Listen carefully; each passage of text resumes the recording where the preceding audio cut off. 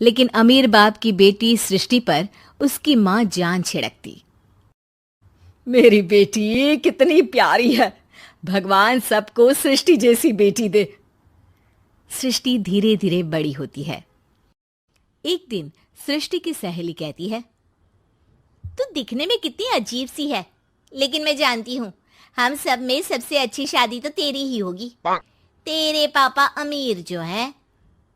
और बता नहीं सकते यार, दहेज तो हर कोई देता है, ये क्या ज्यादा ले जाएगी अपने पति के लिए? अरे बड़े शहर में कोठी है इसके पापा की। अरे पापा की है ना, कौन सी इसकी है? इसकी होती तब तो कोई भी लड़का इससे शादी कर लेता। अरे पापा की मतलब पापा की है तो मेरी ही है ना? किसने कहा? अब तेरी तो तब होगी ना जब तेरा भाई ना हो। वैसे भी शादी के बाद सारी प्रॉपर्टी भाई के नाम होती है। सृष्टि समझ जाती है कि उसे किसी भी हालत में माँ बाप की सारी प्रॉपर्टी को अपने नाम करना है, लेकिन कैसे? एक दिन सृष्टि का भाई शीनू कहता है, बहन क्या कर रही है? तुझसे एक बात करनी है। अरे हाँ हाँ करना, मैं तो तेरी बहन हूँ। बहन मेरी लाइफ में ना एक लड़की है, बहुत अच्छी है। मैं सोच रहा हूँ माँ और पापा से बात करूँ शादी के लिए। सृष्टि को समझ में आ जाता है कि भाई की शादी होते ही भाभी उसे एक दिन भी घर में बर्दाश्त नहीं करेगी। क्या बात है भाई, बताना कौन है वो? यार वो बहुत अच्छी लड़की है, पढ़ी लिखी है, मेरे साथ जॉब भी करती है। बस एक प्रॉब्लम है। हाँ प्रॉब्लम? क्या प्रॉब्लम है भाई? यार वो शादीशुदा है, लेकिन उसके पति ने उसे सिर्फ इसलिए छोड़ दिया क्योंकि उसके माँ बाप दहेज नहीं दे पाए। सृष्टि ये सुनकर न जाने क्यों खुश हो जाती है। अरे भाई तो क्या हुआ, लड़की तुझे तो पसंद है ना? शीनू को लगता है कि बहन उसे समझ रही है। वो इस बात से अनजान होता है कि उसकी बहन की मंशा पूरा घर हड़पने की है। सृष्टि अपनी माँ से कहती है, मम्मी मुझे तो बहुत चिंता है। पता है शीनू क्या कर रहा है? अरे क्या कर रहा है? वो तो काम पर जाता है और वापस घर आता है। नहीं ना माँ, वो यही तो नहीं कर रहा, बाकी सब कर रहा है। आपको पता है उससे प्यार है, और वो भी एक शादीशुदा लड़की से।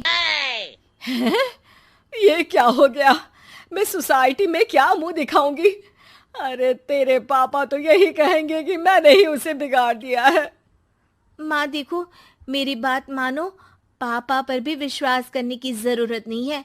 अब आप ही बताओ, पापा इतनी देर घर के बाहर रहते हैं क्यों? बोलो। अरे बेटा वो तो नौकरी करते हैं ना। तू बहुत भोली है माँ। पापा का ऑफिस तो 7 बजे खत्म हो जाता है, लेकिन देखो कितनी देर से आते हैं। अरे नहीं नहीं बेटा, ऐसी कोई बात नहीं है। सृष्टि माँ को एक औरत से बात करते पिता की फोटो दिखाती है। देखो माँ कैसे हैं पापा। मैं ना कहती थी कि पापा सही नहीं है। मैं तेरे पापा से बात करूंगी, दे फोटो मुझे। ओ माँ, वो तो डिलीट हो गई। लेकिन चल, तूने तो देख लिया ना। पापा से बाद में बात कर लेना, और हाँ मेरा नाम बिल्कुल मत लेना। हाँ माँ। अब क्या था, सृष्टि के माँ और पिता के बीच झगड़ा होना शुरू हो जाता है। सृष्टि के मन में क्या चल रहा था कोई नहीं जानता था। एक दिन, माँ सृष्टि के लिए एक लड़का देखा है, वो लोग शाम को उसे देखने आने वाले हैं। और हाँ माँ, एक खुशखबरी, मैं और पापा मिलकर एक नया बिजनेस ट्राई कर रहे हैं। शाम को लड़का आता है, सांवले रंग का। सृष्टि को तो बिल्कुल भी पसंद नहीं आता। लड़की की माँ कहती है, लड़की का चेहरा तो कोई खास नहीं, लेकिन अगर मेरे बेटे को आप लोग सेटल कर दें तो मैं उसकी शादी आपकी बेटी से करवा दूं। सृष्टि को लड़का बिल्कुल पसंद नहीं था। उसे भाई पर गुस्सा आ जाता है। लड़के वालों के जाने के बाद कहती है, माँ देखा शीनू मेरे लिए कैसा लड़का लेकर आया, न दिखाने लायक न सुनने लायक, सेटल भी नहीं, वो भी हम करे। अरे माँ मैं जानती हूँ ये मेरी शादी किसी भी घर में क्यों करवाना चाहता है। अरे, कैसी बात कर रही है बहन? तूने तो देखा ना, लड़के को मैंने ही मना कर दिया तुझसे शादी के लिए। जिसने लड़का बताया था उसने उसकी बहुत तारीफ की थी। बात आई गई हो जाती है, लेकिन सृष्टि का मन शांत नहीं होता। क्या करूं, कुछ समझ में नहीं आ रहा। मेरी शादी हो गई तो ये लोग पूरी प्रॉपर्टी शीनू के नाम कर देंगे। मेरे हाथ तो कुछ लगेगा ही नहीं। तभी सृष्टि को आइडिया आता है। वो किसी वकील को फोन करती है। जी देखिए, अगर आपके मम्मी पापा का तलाक हो जाता है तो आपके पिता की आधी प्रॉपर्टी आपकी माँ के नाम हो जाएगी। फिर उसे वो किसी को भी दे सकती है। सृष्टि अब माँ को बेटे के खिलाफ भरती है। माँ, शीनू पर नजर रखा करो। वो जिस लड़की के प्यार में है ना, वो शादीशुदा है। यहाँ आएगी, सारा पैसा, रुपया, जमीन, जायदाद सब हड़प लेगी। पापा का भी हाल तुमसे छुपा नहीं है। ऐसा ना हो कि मैं और आप एक दिन सड़क पर भीख मांगे। हे भगवान, मैं तो जीते जी मर जाऊंगी अगर ऐसा हो गया तो। ऐसा हो गया नहीं माँ, ऐसा ही होगा। अभी समय है, आगे का सोच लो। मैं तो कहती हूँ पापा से आधी प्रॉपर्टी लेकर अलग हो जाओ। पापा की आधी प्रॉपर्टी भी हम लोगों को अगर मिल जाती है ना, तो अगले 7 जन्म सफल समझो। बेचारी माँ बेटी के कहने पर पति से तलाक लेकर अलग हो जाती है। सृष्टि अब पैसों से गाड़ी और अपने दूसरे महंगे शौक पूरे करने लगी।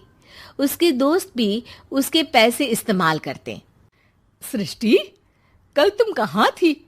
मैं सारा दिन घर पर अकेली थी। तो मैं क्या करूं? मैंने ठेका तो नहीं लिया है ना तुम्हें संभालने का। माँ को सृष्टि से ये उम्मीद नहीं थी। वो बैठकर रोने लगती है। वहीं उसका पति यानी कि सृष्टि के पिता आ जाते हैं। मैं जानता था कि तुम्हारा यही हाल होगा, तो आपने मुझे रोका क्यों नहीं? मैं रोकता तो तुम रुकती क्या?